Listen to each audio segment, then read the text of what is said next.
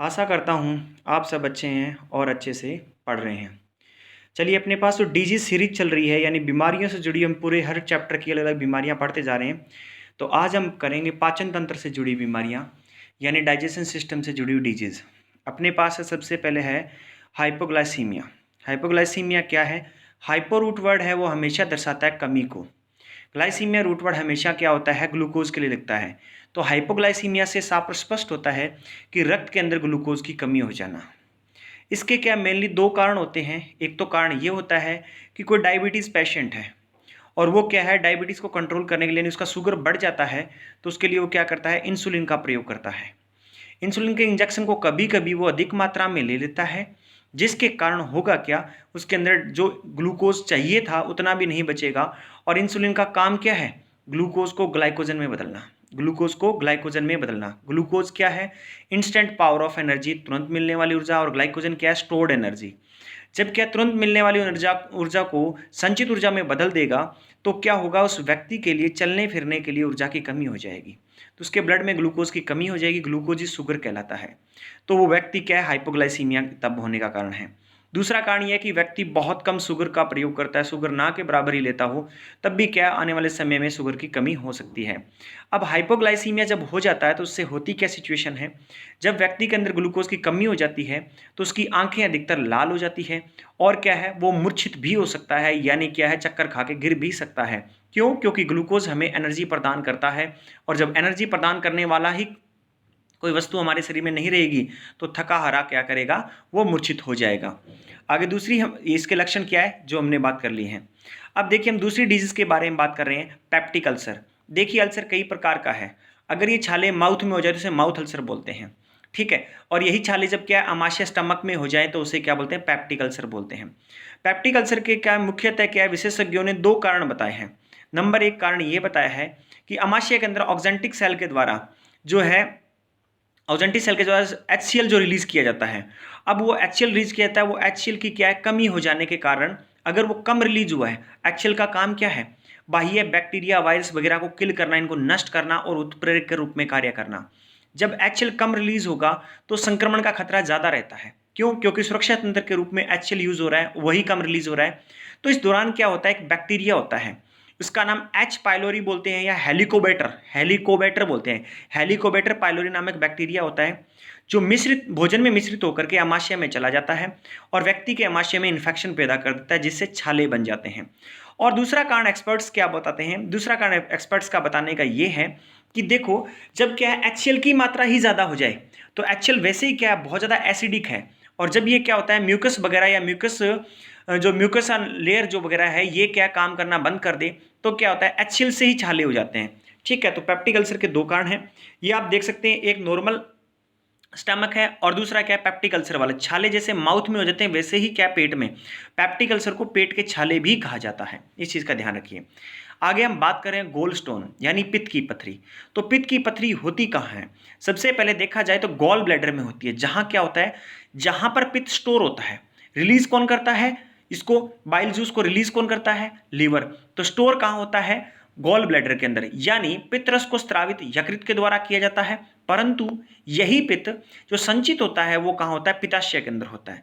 तो पित्ताशय के अंदर कभी कभी फिजिकली इसकी क्या है, डिसऑर्डर की वजह से, अनियमितता की वजह से क्या हो जाता है, पित्त की पथरी का निर्माण हो जाता है। इस पथरी में लगभग जो क्या है, एक्सपेरिमेंट करके पता लगाया गया तो देखा जाता है कि इसमें लगभग 80% भाग जो कोलेस्ट्रॉल का होता है, जो शेष 20% भाग है कैल्शियम, बिलिरुबिन और लवणों से मिलकर के बना होता है। तो इसके पित्त की पथरी के मुख्य कारण ये है। तो आप नीचे डायग्राम में भी देख सकते हैं कि वो पित्त की पथरी जो क्या है, पित्ताशय के अंदर बन रखी है। तो ये क्या पित्त की पथरी है। आगे हम बात कर रहे हैं कॉलरा हेजा की।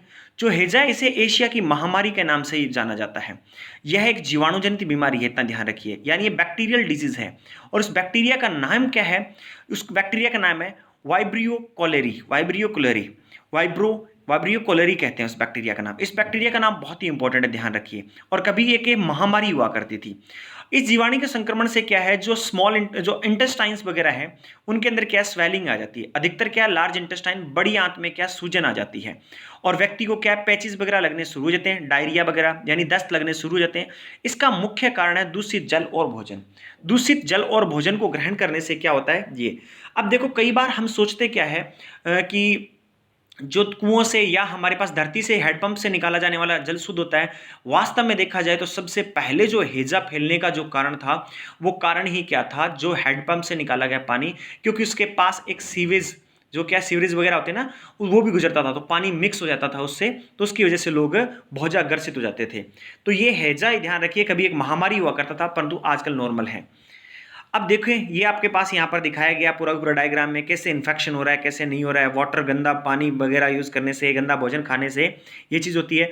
परंतु एक मोस्ट इंपॉर्टेंट बात ये देखिए कि हर साल लगभग 3 से 5 मिलियन क्या लोग कॉलेरा से ग्रसित होते हैं, और लगभग क्या होती है 1 लाख लोगों की मौत हो जाती है इससे।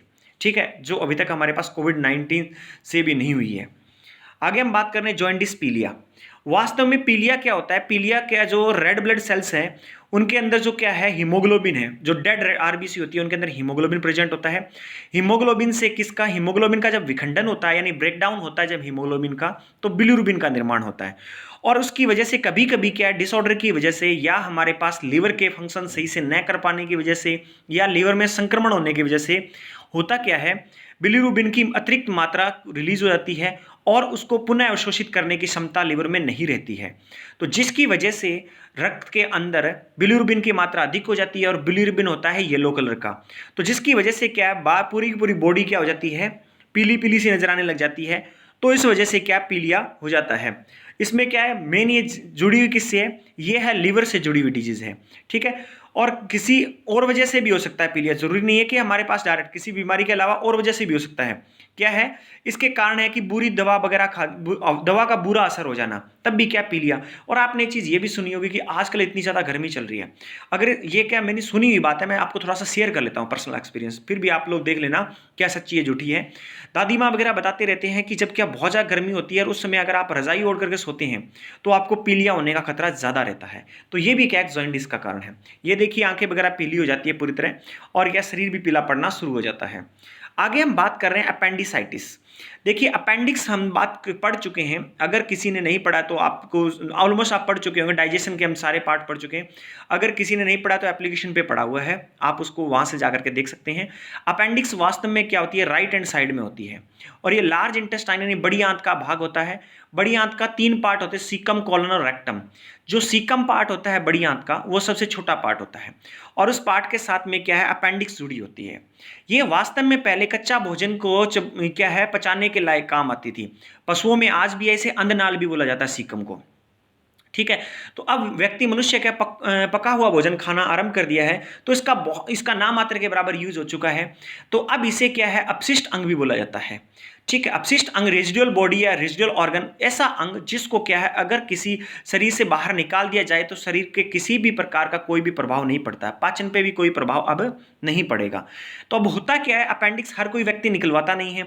अब होता क्या है, जब अपेंडिक्स के अंदर भोजन जाकर के फंस जाता है कई बार गलती से, और उससे क्या वो सड़ के गल जाता है, और गलने से वो जहर बन जाता है। तो होता क्या उसके अंदर, उसकी वजह से क्या पेन होना शुरू होता है और स्वेलिंग आ जाती है इसके अंदर, अपेंडिक्स के अंदर स्वेलिंग आ जाती है। तो इस डिजीज को अपेंडिक्स नहीं बोलते हैं, इस डिजीज को बोलते हैं अपेंडिसाइटिस बोलते हैं, इसी डिजीज को बोलते हैं अपेंडिसाइटिस। तो ध्यान रखिए, अपेंडिक्स जो होती है वो क्या है, हमारे राइट हैंड साइड में होती है, और किसका भाग होता है, लार्ज इंटेस्टाइन का। तो अपेंडिसाइटिस ये होती है, यानी कि अपेंडिक्स में सूजन आ जाना, जो कि आप डायग्राम में देख सकते हैं। जो बड़ा सा लेफ्ट हैंड साइड में क्या आप यहाँ पे एक बड़ा सा गोले में सीकम पे दिखा रखा है, सीकम से चिपका हुआ इन्फ्लेमेशन ऑफ द अपेंडिक्स, यानी कि अपेंडिक्स के अंदर क्या स्वेलिंग आ रखी है, ये दिखा रखी है। तो यहाँ ये हमारे पास मेन क्या बीमारियां थी, ये बीमारियां थी डाइजेशन से जुड़ी हुई। यहाँ पे इस वीडियो का एंड करता हूँ। उम्मीद करता हूँ कि आपको अच्छे से समझ आया होगा। अगर किसी को नहीं आया तो आप इसे दोबारा देख सकते हैं। धन्यवाद, अच्छे से पढ़ते रहिए, सिलेक्शन बहुत जल्द मिलेगा।